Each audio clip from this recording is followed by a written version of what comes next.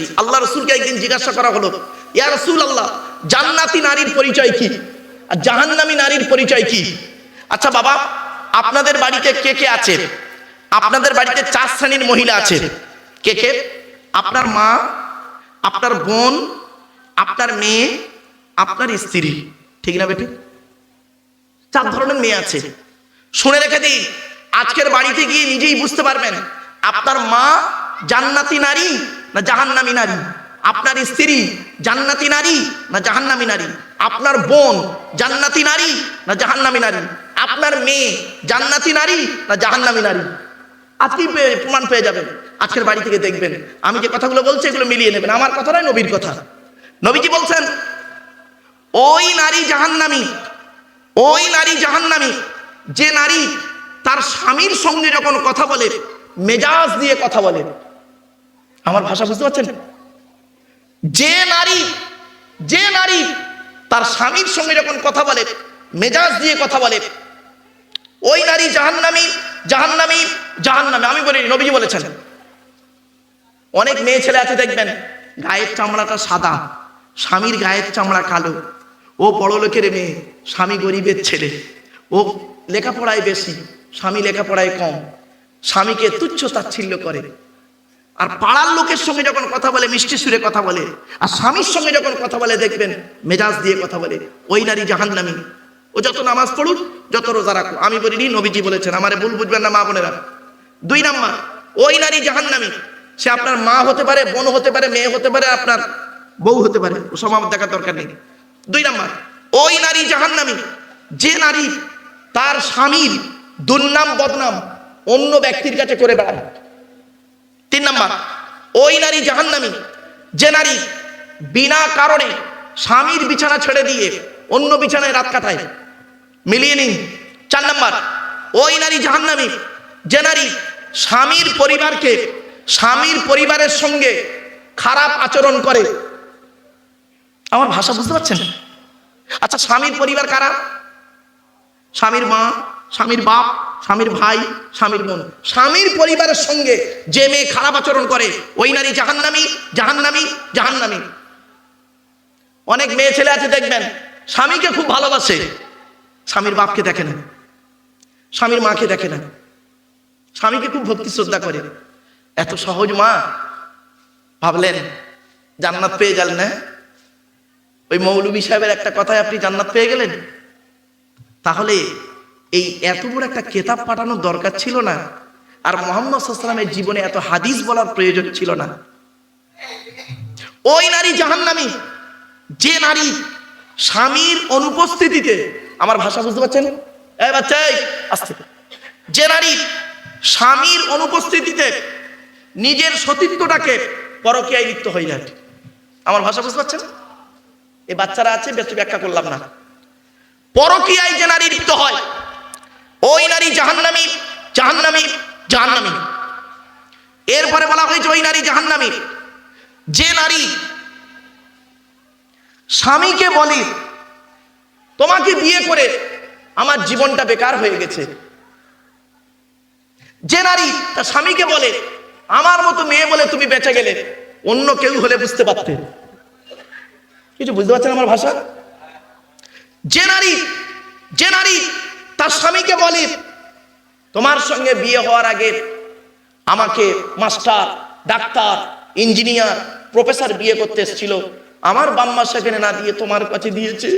ওরে বোকা, তোকে সে জায়গায় বিয়ে করবে কে? তুই তো 9 ক্লাস কম মাধ্যমিক পাস, তা তোরে কে বিয়ে করবে? একটা ডাক্তার কি এটা 1 পাস মেয়ের বিয়ে করবে? একটা ডাক্তার সে গ্র্যাজুয়েট মেয়েকে বিয়ে করবে, ঠিক না ঠিক? একটা মাস্টার সে একটা গ্র্যাজুয়েট মেয়েকে বিয়ে করবে, তোকে বিয়ে করবে? আমি ভালো বলেই তোকে করেছি। কথাটা হয়তো শুনতে কেমন লাগলো, মা বোনেদেরকে বলছি, মায়েরা বোনেরা অনুরোধ করে বলে যাচ্ছে এগুলো পরিবর্তন হন। মেয়েরা, নারী জাতির শত্রু হলো 2টো। কটা? নারী জাতির শত্রু কটা? 2টো। 1 নাম্বার হলো কি জানেন? সতীন। সতীন হলো নারী জাতির চরম শত্রু। কেমন শত্রু দেখবেন? কেমন শত্রু আপনাদের বলি। নারী জাতির শত্রু সতীন কেমন দেখুন, নারীর বুদ্ধি দেখুন। স্বামী মরে যায় যাক, সতীন তো বিধবা হলো, বুঝতে পারেনি মনে হয়, বুঝতে পারেনি? হ্যাঁ, বুঝতে পারলেই হেসে ফেলতেন। স্বামী মরে যায়, যাক, সতীন তো বিধবা হলো, ও নিজে যে বিধবা হয়ে গেছে ওর খেয়াল নেই, সতীন বিধবা হয়েছে খুব খুশিও। নারীর এমন চরিত্র। নারীর আর একটা শত্রুর নাম বলছি, শুনে নিন, এখান থেকে শিক্ষা নিয়ে নিন। আর একটা শত্রু নারী জাতির, ননদ। কি বললাম? ননদ মানে স্বামীর বোন, ননদ। এই জন্য আপনাদের বলে যাচ্ছি, স্ত্রীকে যখন কিছু দেবেন, বোনকে যখন কিছু দেবেন, ছোলা, চিনি, জামা কাপড়, টাকা পয়সা, যাই কিছু দেবেন, শাড়ি চুড়ি যাই দেবেন, বোনকে যখন কিছু দেবেন, স্ত্রীকে না জাইনে দেওয়াটাই উত্তম। স্ত্রীকে না জাইনে দেওয়াটাই উত্তম। আর এ তো বউ পাগলা বিবির গোলাম, বউ পাগলা বিবির গোলাম। বোনকে একটা শাড়ি দিচ্ছে, বউকে জানিয়ে, জানো সোনা, এইটা বোনকে দিচ্ছি, ওর কলজে ফেটে যাবে। ঠিক না বেটি? আচ্ছা, কেনই বা আপনারা বইয়ের অনুমতি নেবেন না? রাগ করবেন না। কেনই বা আপনারা বইয়ের অনুমতি নেবেন না? আপনাদের বইয়ের অনুমতি নিতেই হবে। কেন জানেন? ওই প্রথম বিয়ের প্রথম রাতটাকে আপনারা কি বলেন ভাই? বাসর রাতে যখন বইয়ের ঘরে ঢুকেছিলেন, মাথা হেট করে মনে মনে কি বলেছিলেন? 50,000 টাকা ইয়াম্মা গাড়ি, 5 ভরি সোনার বিনিময়ে আজ থেকে তোমার বাপের কেনা চাকর গোলাম হইয়া গেলাম। তুমি যাহাই বলিবে তাহাই শুনিব, গন্ডগোল যদি করি মানিতে দ্বিধাবোধ করিবে না। তোমার বিরুদ্ধে যদি কোনোদিন কোনো কাজ করিয়ে থাকি, আমার বাপ আর মা কি মাটিয়া থানায় কেস দিয়া, জেল খাটাইয়া, আমারে বধূ নির্যাতন কেস দিয়া থানায় ঢুকাইয়া আমার কেলানি দেবে।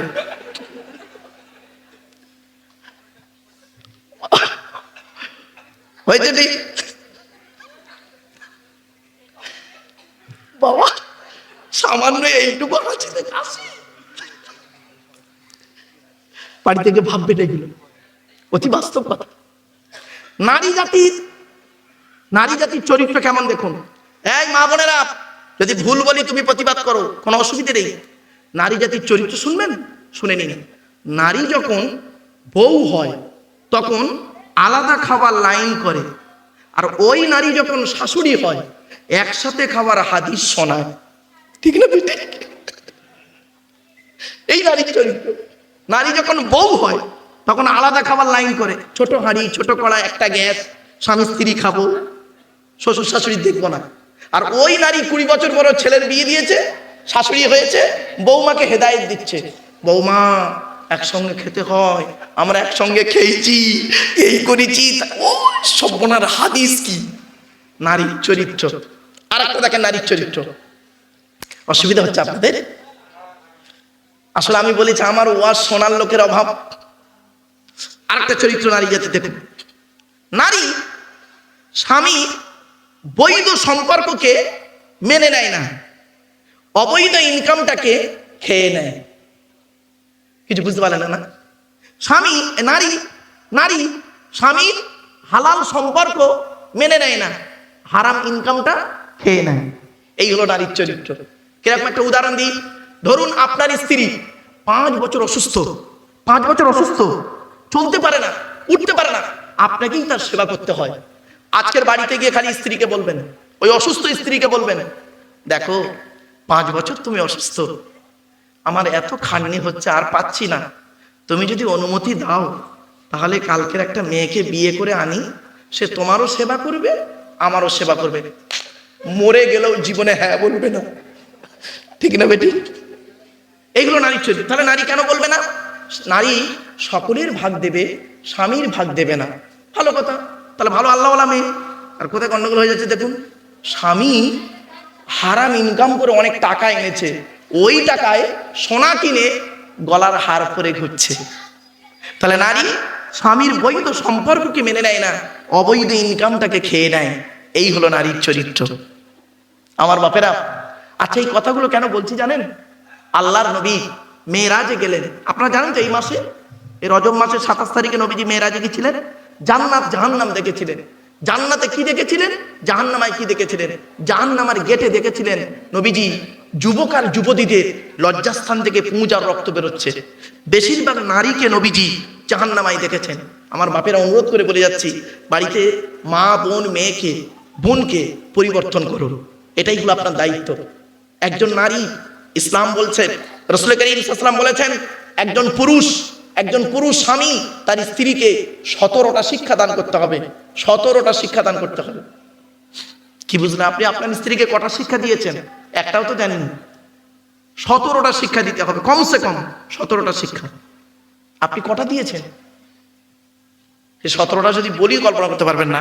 যাই হোক, ওদিকে আলোচনা নয়, দেখতে দেখতে লম্বা করে ফেলেছি। সূরাটির আলোচনা একটু শুরু করি, অসুবিধা হচ্ছে আপনাদের না? চলুন এবার আসছি সূরাটির আলোচনা।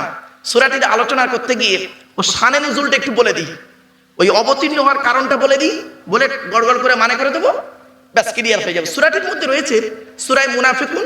কোরআনের কত নম্বর সূরা জানেন? ওটা শুনবেন, বলবো কি শিক্ষা দিতে হবে।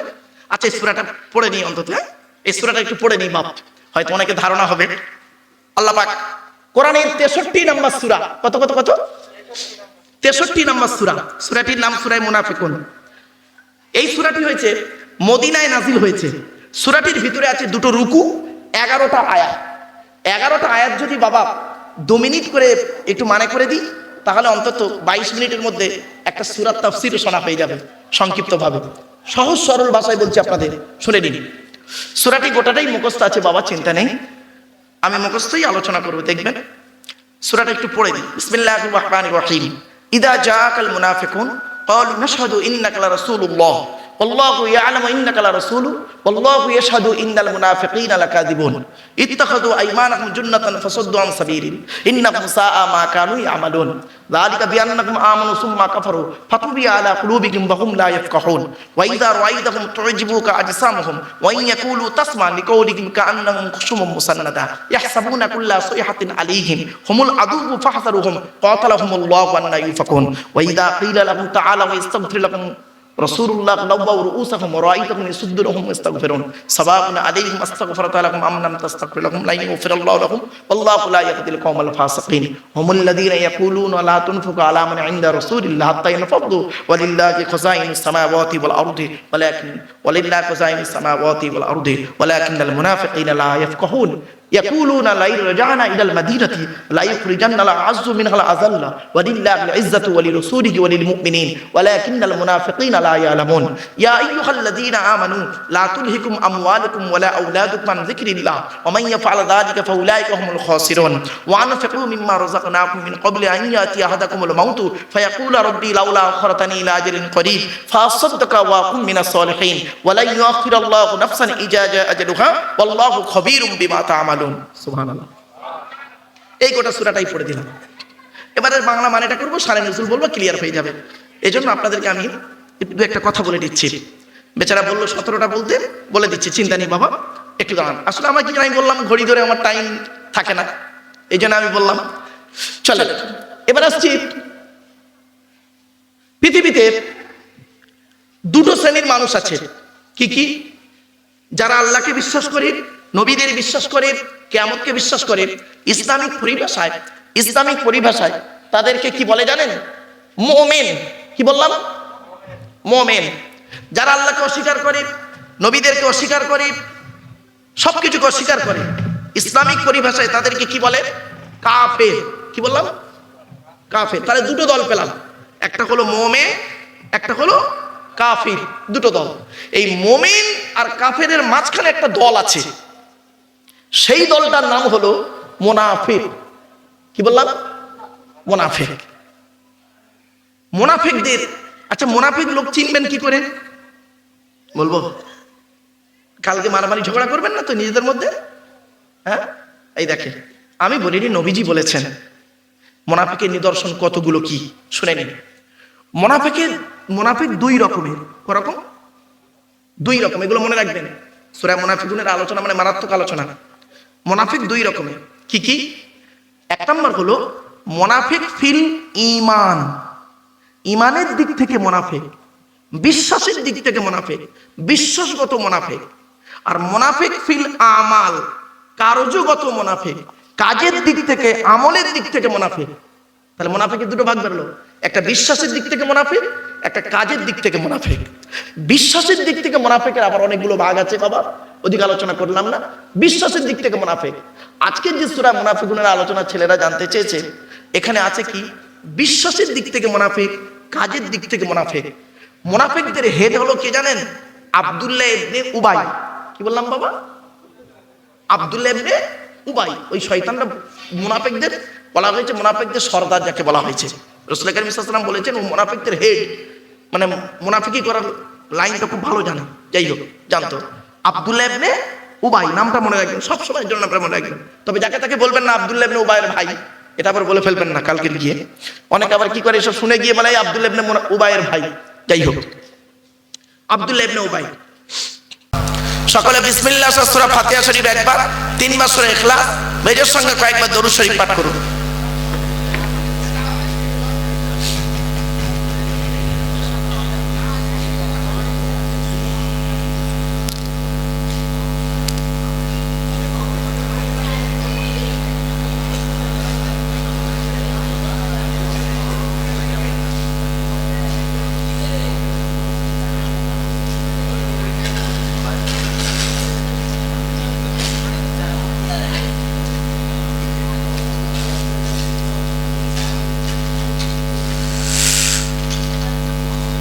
মোনাজাত করা হবে, সকলে মোনাজাতে শামিল হবেন। আল্লাহুম্মা আমিন। রব্বানা যালামনা আনফুসানা ওয়া ইল্লাম তাগফির লানা ওয়া তারহামনা লানাকুনান্না মিনাল খাসিরিন। রব্বি জিদনি ইলমা রব্বিরহামহুমা কামা রাব্বায়ানি সগীরা। রব্বুল আলামিন যা কিছু বলিয়েছেন, পড়িয়েছেন, শুনিয়েছেন, পড়ার মধ্যে, শোনার মধ্যে, বলার মধ্যে যদি কোনো রকমের ত্রুটি হয়ে যায়, গফফার নামের ওসিলা করে মাফ করে দিন। সওয়াব দিয়ে থাকেন বাবা আদম থেকে নিয়ে এখন পর্যন্ত যত নবীন, সিদ্দিকিন, শুহাদা, সালিহিন, তাবেঈন, তাবেঈন, আইম্মায়ে মুস্তাকিদিন, কুল মুসলিমিন আল মুসলিমা, মুমিনিন আল মুমিনা, হুজুরদের আরওয়াহ মুবারকের সবটুকু পৌঁছায় দিন। রব্বুল আলামিন কোরআন, হাদিস, ইজমা, কিয়াস থেকে সঠিক কথাগুলি বোঝানোর চেষ্টা করেছি। রব্বুল আলামিন যদি আমার ফলে বোঝানোর মধ্যে যদি কোনো রকমের ত্রুটি হয়ে যায়, আপনি দয়া করে মাফ করে দিন। রব্বুল আলামিন কোরআন, হাদিস, ইজমা, কিয়াস মোতাবেক আমাদের চলার, বলার, বোঝা, আমল করার তৌফিক দান করুন। ওগো আল্লাহ, ওগো দয়াময়, দয়া করে মেহেরবানি করে আমাদের বাপ মা, ভাই বোন, দাদা দাদি, নানা নানি, খালা খালু, ফুপা ফুপু, মামা মামি, শ্বশুর শাশুড়ি, ছেলে মেয়ে, স্বামী স্ত্রী যারা কবরস্থ হয়ে আছে, সকলের জিন্দেগির গুনাহকে মাফ করে দিন। আল্লাহ, যারা পৃথিবীতে বেঁচে আছে, জীবিত আছে, তাদের সেবা করার তৌফিক দান করুন। রব্বুল আলামিন আমাদের সকলের ঋণ থেকে মুক্তি করে দিন, কন্যাদায়কে দূর করে দিন, সুপাত্র মিলায়া দিন, চাষাবাদ, রুজি রোজগার, ব্যবসা বাণিজ্যে কাজ কারবারে বরকত দান করুন। হালালকে গ্রহণ করা, হারামকে বর্জন করার তৌফিক দান করুন। কাফেরদের মোকাবেলা ইসলামকে জয়ী করে দিন। ভাই ভাইয়ের মহব্বত, স্বামী স্ত্রীর মহব্বত, বাপ বেটার মহব্বত, পাড়া প্রতিবেশীর মহব্বত, ভক্তি, শ্রদ্ধা, সম্মান বজায় রাখার তৌফিক দান করুন। ওগো আল্লাহ, ওগো দয়াময়, কোরআন হাদিস যতদিন বাঁচিয়ে রাখবেন, কোরআনের উপরে আলোচনা করার তৌফিক দান করুন। নিজেকে আমল করার তৌফিক দান করুন। হাদিসের আলোচনা করার তৌফিক দান করুন। ইজমা, কিয়াসের সঠিক কথাগুলি বোঝানোর, বলার এবং আমাকে আমল করার তৌফিক দান করুন। রব্বুল আলামিন এই জলসার সভাপতি, সেক্রেটারি, কেশিয়ার কমিটি, বক্তা, শ্রোতা, হালাল মাল থেকে তাবারক সবগুলোকে আপনি কবুল করে নিন। আল্লাহ আমাদের সকলের ঋণ মুক্ত, সুদ মুক্ত, জেনা মুক্ত, শিরিক মুক্ত, পাপ মুক্ত জীবনযাপন করার তৌফিক দান করুন। আল্লাহুম্মা ইন্নী আউযু বিকা মিনাল হাম্মি ওয়াল হাযানি ওয়া আউযু বিকা মিনাল আজজি ওয়াল কাসনি ওয়া আউযু বিকা মিনাল জুবনি ওয়াল বুখলি ওয়া আউযু বিকা মিন গলাবাতি দাইনি ওয়া কাহরির রিজাল। আল্লাহুম্মা ইহফাযনা মিন কুল্লি বালাইদ দুনিয়া ওয়া আযাবিল আখিরাহ। আল্লাহুম্মা ওয়াফিকনা আলা তুহিব্বুল আমালি আল্লাতী তারদাহা ওয়া ওয়াফিকনা আলা ইত্তিবাই হাবিবিকা সাইয়্যিদিল মুরসালিন ওয়া ওয়াফিকনা আলা সিয়ামি শাহরি রমাদান আল মুবারাক ওয়া সালাতি তারাবিহ মা'a তিলাওয়াতিল কুরআন। রব্বুল আলামিন আল্লাহ, আপনার কোরআন হলো সমুদ্র, এই সমুদ্রকে নিয়ে গবেষণা করতে পারিনি। রব্বুল আলামিন ছোট্ট জ্ঞানের শালতি নিয়ে সমুদ্রেই নেমেছি। ওগো দয়াময়, বিশাল সমুদ্রের মধ্যে কোথায় যাব, কি করব, কিছুই বুঝতে পারিনি। ওগো দয়াময়, সঠিক জায়গাটা আমার পৌঁছে দিন, সঠিক জায়গায় যাওয়ার তৌফিক দান করুন। ওগো দয়াময়, আপনার রাসূলের হাদিস সমুদ্রের মতো, আপনি আপনার রাসূলকে যে জ্ঞান দান করেছেন, পৃথিবীর আর কাউকে তো দান করেননি। ওগো আল্লাহ, ওগো দয়াময়, আপনি আমাদের কোরআন, হাদিস, ইজমা, কিয়াস বোঝার, বোঝানো, আমল করার তৌফিক দান করুন। অন্তর থেকে অহংকার, ফকর, গর্বকে চূর্ণ বিচূর্ণ করে দিন আল্লাহ। জান, মাল, ইমান, ইজ্জত আল্লাহ আপনার দরবারে তুলে দিলাম। আমি অধম গুনাহগার, আমার সঙ্গে তো আলেম, হাফেজ, আজি গাছি, জ্ঞানী গুণী, বুদ্ধিজীবীরা, বাবাজিরা, যুবক ভাইরা, স্নেহের কচি কচি বাচ্চারা, মা বোনেরা হাত তুলেছে আল্লাহ।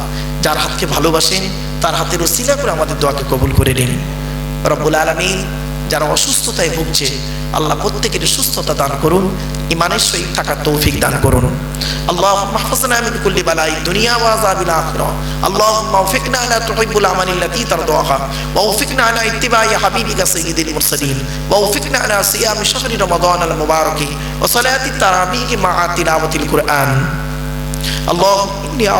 اللهم اغفر لنا ولآبائنا ولأساتذتنا ولأحبابنا ولأولادنا ولأزواجنا ولأهل بيتنا ولجميع المؤمنين والمؤمنات والمسلمين والمسلمات الأحياء منهم والأموات إنك مجيب الدعوات. ربنا تقبل منا دعاءنا وتلاوتنا ونصيحتنا كلها بوسيلة حبيبك سيد المرسلين. سبحان ربك رب العزة عما يصفون وسلام على المرسلين والحمد لله رب العالمين. وجعل آخر كلامنا عند الموت لا إله إلا الله محمد رسول الله. السلام عليكم.